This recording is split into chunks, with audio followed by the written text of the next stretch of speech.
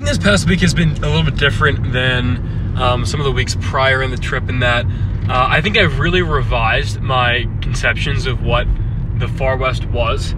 I didn't do that so much in some of the earlier regions I was in. I think that's partly because I didn't really have as much of a pre-existing conception of, like, you know, what the Great Lakes was, or, you know, what the Dakotas were, or I mean, I think Wyoming, Montana had a better sense and that was more confirmed, but I think, like, Washington, Oregon, California, Northern California is like the first area that really surprised me. Think about those regions, like, you know, you think about Washington and Oregon, what comes to mind is like the Pacific Northwest culture of like, you know, the crunchy, coffee drinking, environmentally friendly, you know, city dwelling, kayaking, biking, folks. And that kind of leaves out, I mean, I think that is, like, in some ways an accurate description of, like, Seattle, Portland. I didn't visit Seattle on this trip, but I visited before. But I think it misses huge parts of those states of Washington and Oregon, because, like, there really is a whole other half of Washington in the eastern side that is totally unlike that. That's really, like, much more like Montana than, you know, like Seattle or anywhere around there. And I think that took me off guard. I think also, like, parts of eastern and southern Oregon took me off guard. Like, I think of that as being, like, you know, super rainy but green and lush and, you know, similarly crunchy. And I think, like, the crunchiness is kind of there, but not in the way I expected. It's a little bit more rugged than I expected, I guess. It's not like, I think like the term crunchy implies like a little bit of softness, like the outdoorsiness stripped of the rugged individualism aspect of it.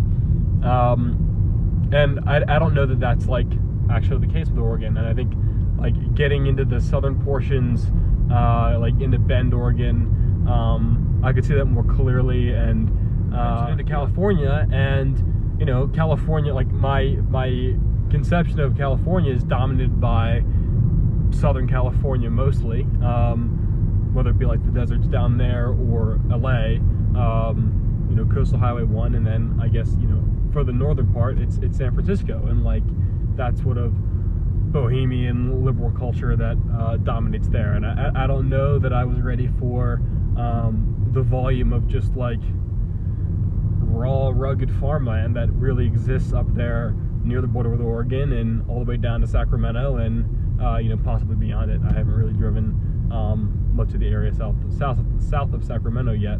And so, I mean, looking back on this, I'm really glad that, you know, that's the whole point of this trip, right? To, like, revise my conceptions of, you know, what I think about when I think about America, and it's like each particular state or each particular region. But it also, like, I'm sort of haunted by the question of, well, why is it that I had, like, these misconceptions about what these regions were, and if, as I believe is the case, it has something to do with the sort of broader narrative that American society tells itself about itself, and not just, like, some arbitrary accident of my upbringing or of my learning, then why are these particular regions left out of that narrative? And I think my gut reaction, my intuition is to say, well, maybe, like, you know, Southern Oregon and Eastern Washington and, you know, these farmlands of Northern California lack the sexiness, lack the cachet of other parts of America, like Southern California, or, like, you know, Western Wyoming or whatever.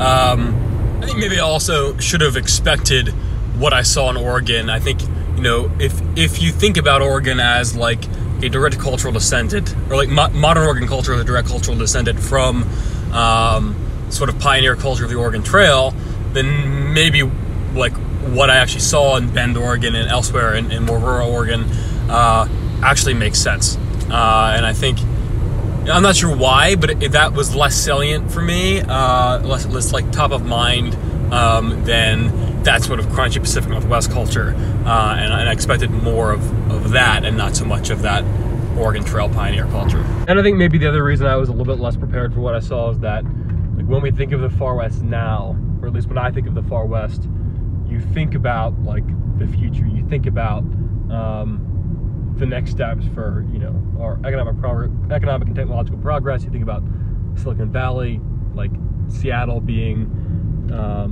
you know, drivers of economy and technology. But at the same time, like those are highly geographically isolated. I mean, when we talk about Silicon Valley, we really do talk about one valley, and like it's incredibly geographically small, especially like in the scope of a state as large as California.